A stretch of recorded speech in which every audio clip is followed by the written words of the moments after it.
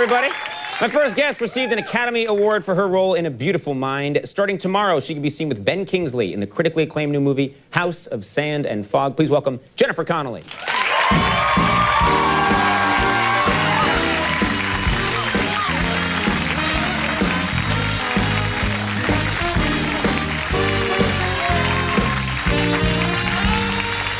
Nice to see you. Nice to see you. If I sit on your lap, do I get a Christmas wish, too? Oh, yes. You can sit on my lap whenever you want. Thank you. Christmas came early for Conan.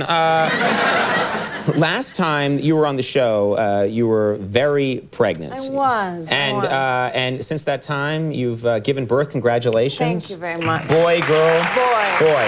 4 months old. His name is Stellan. His name is Stellan? Stellan, yes. Stellan. Okay, Yeah. that's an unusual name, and I'm one to talk, too. Yeah. My name's Conan, but what's Stellan all about?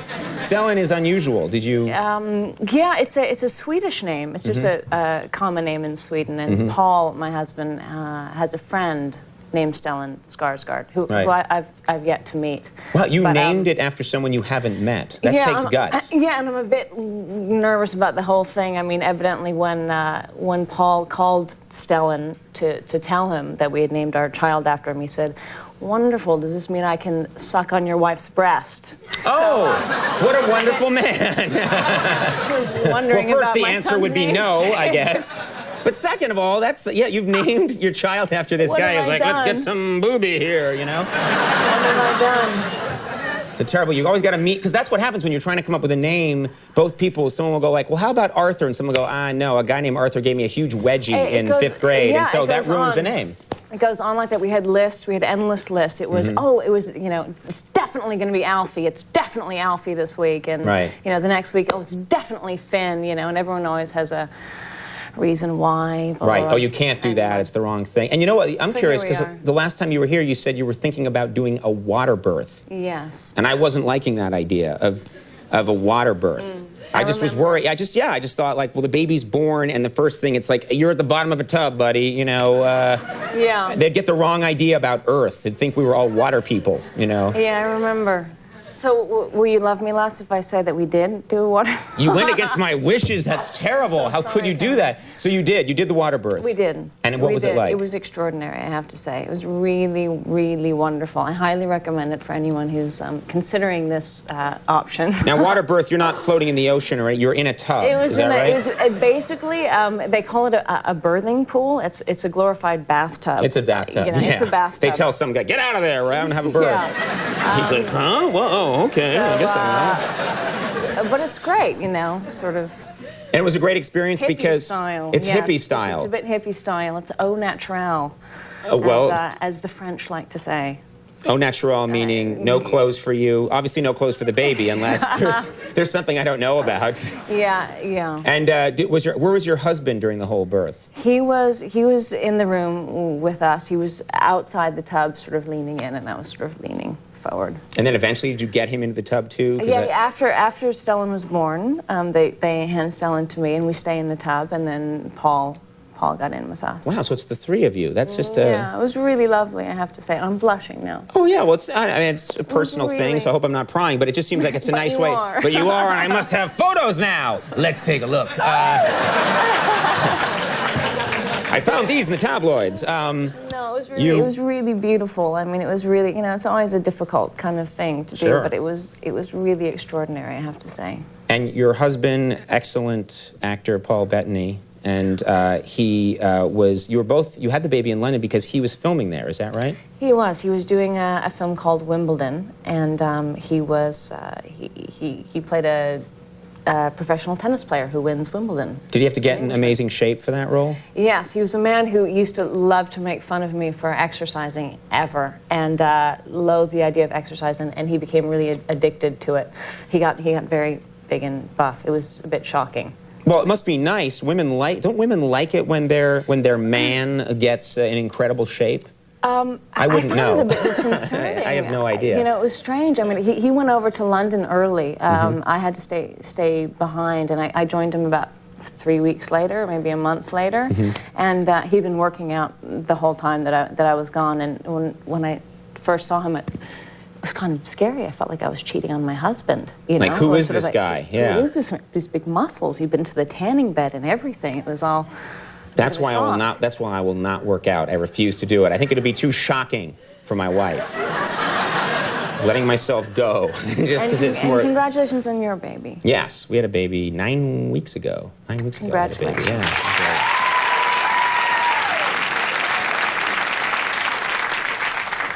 We did a cab birth, which explains our last guest tonight. I'll explain that later. It's very au naturel. We were all naked. Including the cabbie, which was, you'll tell you about it. Now, you're going to live in New York now, is that right? Yeah. Do you have a place here? I've finally gotten out of the box that I've been living in for the last 10 years, and we've bought a home, a proper house in New York. Wow. Because you were living in a pretty tiny apartment. A pretty tiny place, yeah. We haven't bought any furniture, so we're still inhabiting about the same amount of space, right. Unfortunately. We have one couch, which is in the kitchen, and one bed. People don't know what it's like, who haven't lived in Manhattan, don't know what this whole situation is like. And we joked about this the other day on the show, but when they caught Saddam Hussein and they said he's been living in a 5x8 hole infested with mice, I was like, that goes for $3,000 a month in this town, you know? All over New York, people were like, was it available? Can I get it? So true. We have a clip here of House of Sand and Fog, but before we show the clip, I'd like to, people to know, understand what the movie's about. It's a great idea for a movie.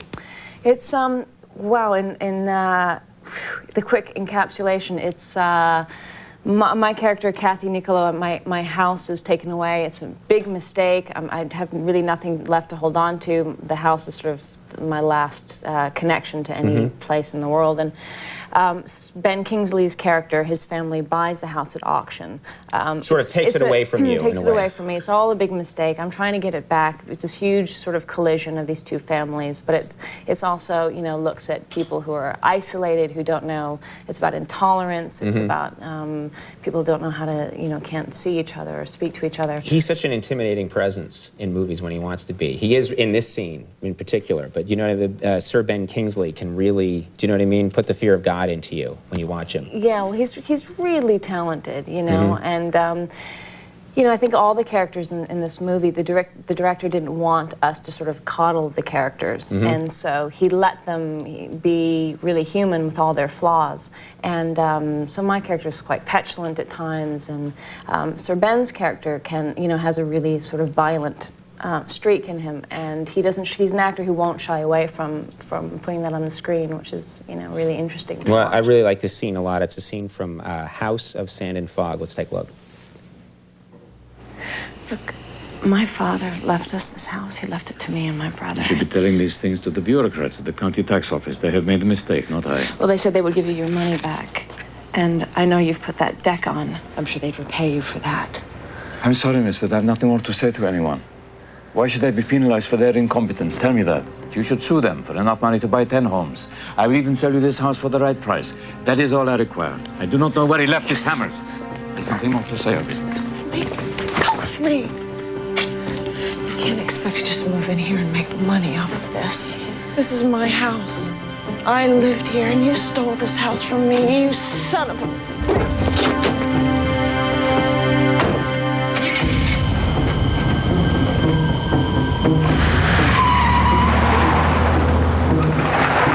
Stolen house! He's trying to sell you a stolen house! I would not want to tangle with him. I would not want to try and get an extension on my rent from that character.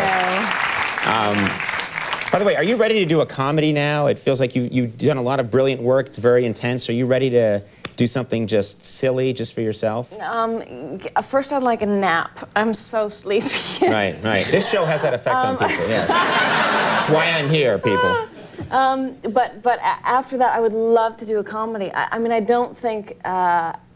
I think I have a little work to do, because I don't think I'm high on people's list. I think when they think, oh, we have this new comedy, let's get that girl from, let's say, Requiem for a Dream. Right. It's just not, I think I'm just not high up there on the list. You and me, we'll do a buddy cop comedy, you and I. Fantastic. Yes, your career will then be destroyed, and you will sue me. House of Sand and Fog opens tomorrow in New York and LA, nationwide. next Friday. Always an honor to have you here. Thank you very much. so And congratulations. Thank you. Fantastic. Jennifer Connelly, everyone. Lewis Black coming up. We'll take a break. We'll be right back.